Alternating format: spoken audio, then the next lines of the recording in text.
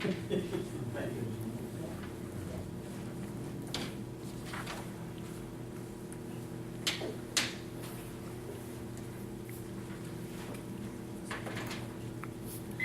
a newspaper reporter, and we all have to take our turn at the night beat. So this was my turn. I'm sitting there. My desk is there in the middle of the newsroom, and right in the corner of it is a police scanner. And it crackles all night long. And if you listen to the police scanner, you get to know all the codes. You hear things like code 9 in the residence. That means somebody in the house has a gun. Or you hear the subject is possibly 1022. That means the subject is possibly cuckoo. Or you'll hear, I'm 1041. Well, that means somebody has just been arrested. So I'm listening to the scanner and dreaming about what it must be like to live in a more exciting place, like New York with all those superheroes.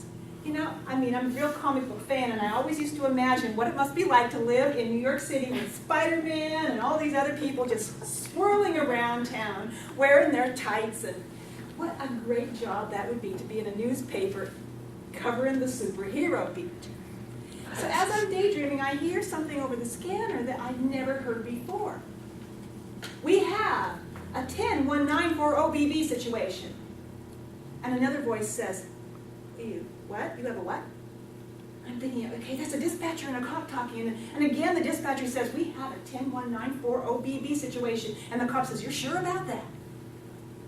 And I grab my notebook and I'm going to write down the address as soon as they say. And they say, it's at the Stratford Arms. And I know where that place is. I used to live right next door. So I jump in my car and I drive right over there. And I park behind the building. And I had, for some reason, saved the key to my old apartment building. And I unlock it. And I run upstairs.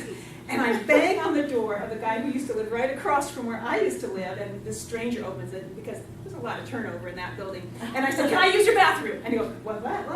And I run in, and in the bathroom, there's this tile, a square one like that, and you move it aside, and you can access the roof.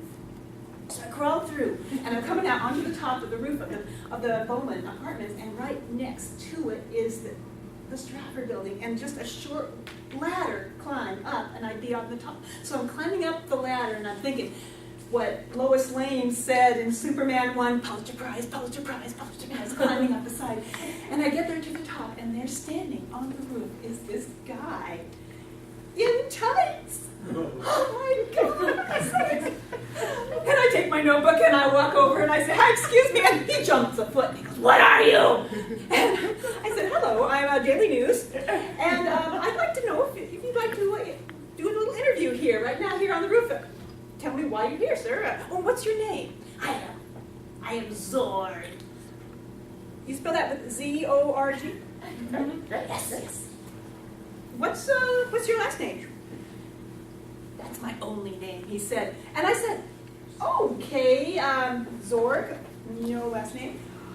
Where do you live? And he said, I live in a planet beyond your ken.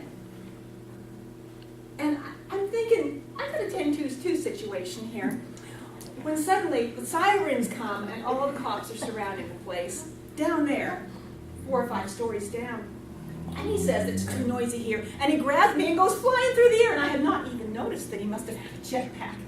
And he flies me over to the furnace of fiber. It's the tallest building in the entire area. And there we were seeing over everything. And I am kind of scared of heights. But he says, it's quiet here and we can have an interview. And we sit down and I get this great interview. And as I'm just about to wrap it up and I'm going to take a picture, suddenly this whirl of red and gold flashes to the air, and there's this other guy. He's wearing a cape, and they're fighting right there without even a hello, how are you? They're punching each other, fighting right on top of the furnace of fiber. And I am thinking, this is great. And I'm writing down everything I can, and then I remember I got to get pictures. And I've got my camera. I pick it up. I start to push the button to turn it on, and doggone it, the battery is dead. This happens every time.